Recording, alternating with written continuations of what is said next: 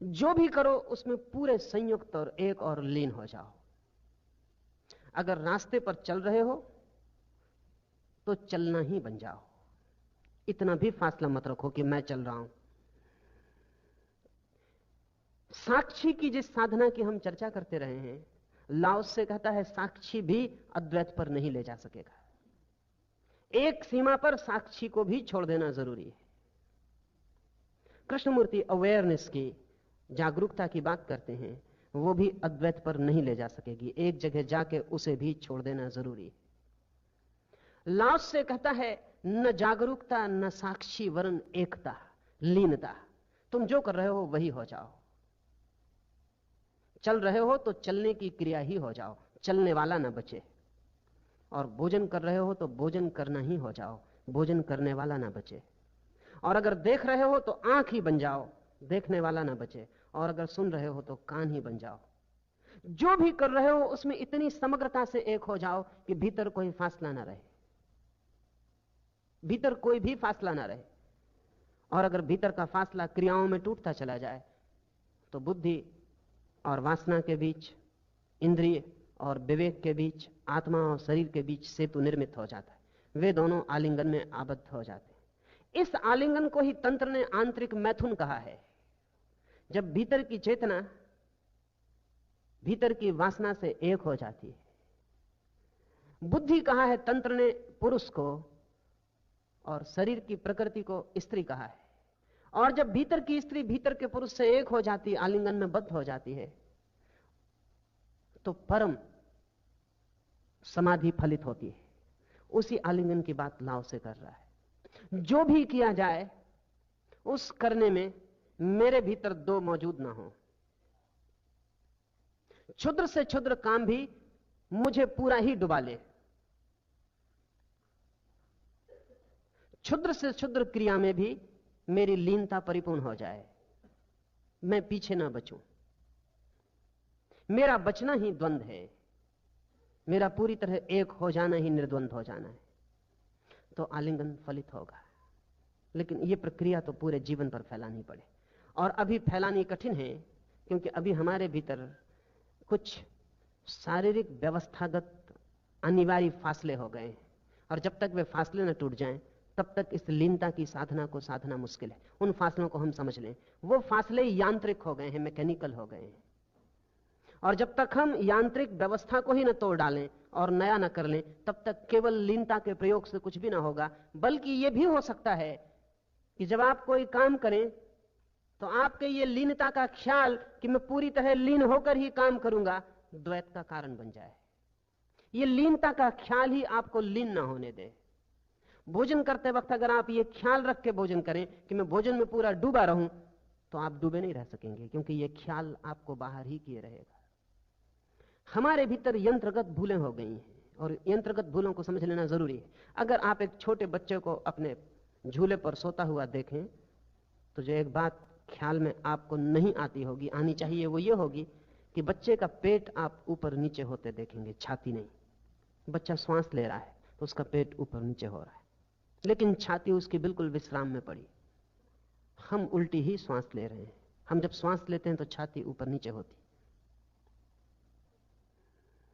Lao Tzu का कथन है, और बहुत कीमती, और अब विज्ञान भी लाओसे से सहमत है, कि जैसे ही व्यक्ति के भीतर ऐन्द्रिक और बुद्धिगत चेतनाओं में फासला पड़ता है, वैसे ही श्वास नाभि से ना आकर सीने से आनी शुरू हो जाती। यह फासला जितना बड़ा होता है, श्वास उतनी ही ऊपर से आके लौट जाती। तो जिस दिन बच्चे की श्वास पेट से हटकर और सीने से चलने लगती है, जान लेना कि बच्चे के भीतर ऐन्द्रिक आत्मा में और बुद्धिगत आत्मा में फासला पड़ गया। बड़ी उम्र में भी आप भी जब रात सो जाते हैं, तब आपके पेट से ही सांस चलने लगती है, सीना शांत हो जाता है, क्योंकि नींद में आप अपने फासलों को बचा नहीं सकते। बेहोशी में फासले खो जाते और श्वास की स्वाभाविक प्रक्रिया शुरू हो जाती। श्वास का जो प्राथमिक स्रोत है, जापानी भाषा में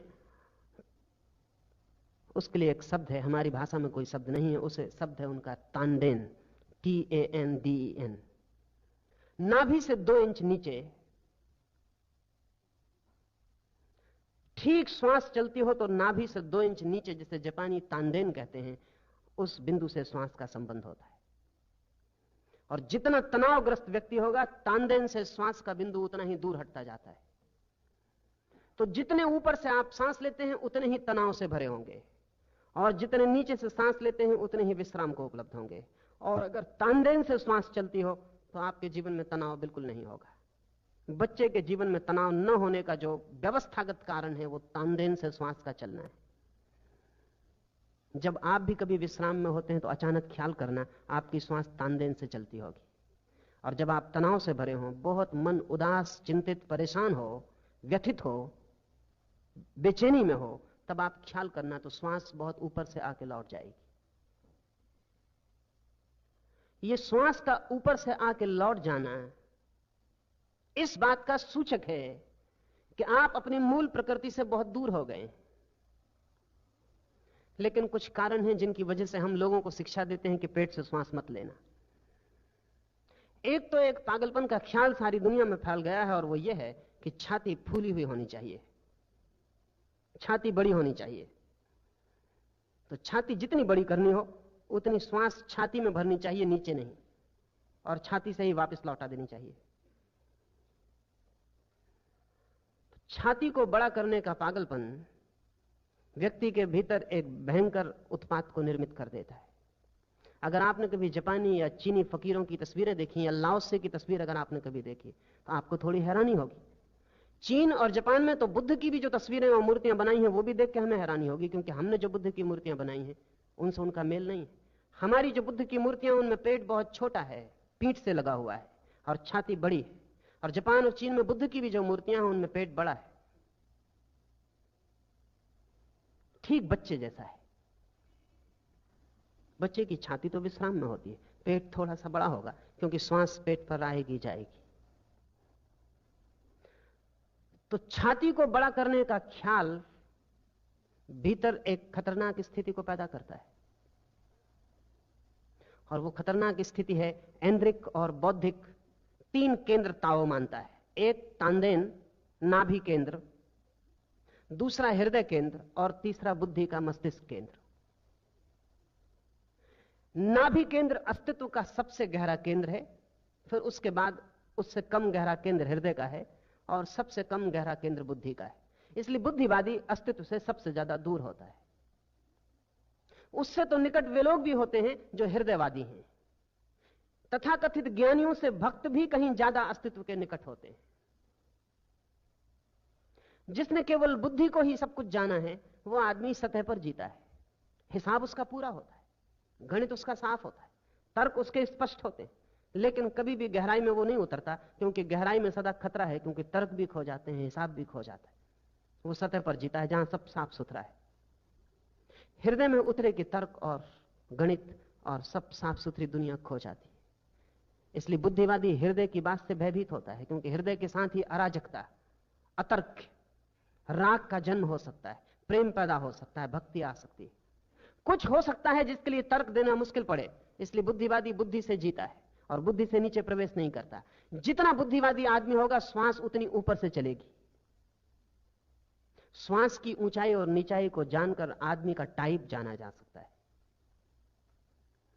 जितना हृदयवादी व्यक्ति होगा श्वास उतनी गहरी चलेगी। लेकिन लाओ से कहता है हृदय भी आखिरी गहराई नहीं, और गहरे उतरना जरूरी है, और उसको वो तांदेन कहता है। नाभि से श्वास चलनी चाहिए।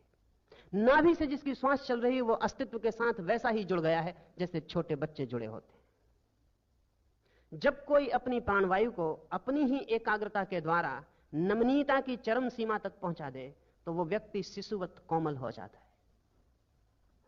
अपनी श्वास को नमनीयता की चरम सीमा तक पहुंचा दे।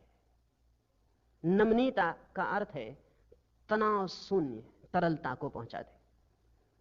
अगर आप तनाव मुक्त हो, शून्य हो, तो श्वास आपकी अनिवार्य रूप से नाभि केंद्र पर पहुंच जाएगी।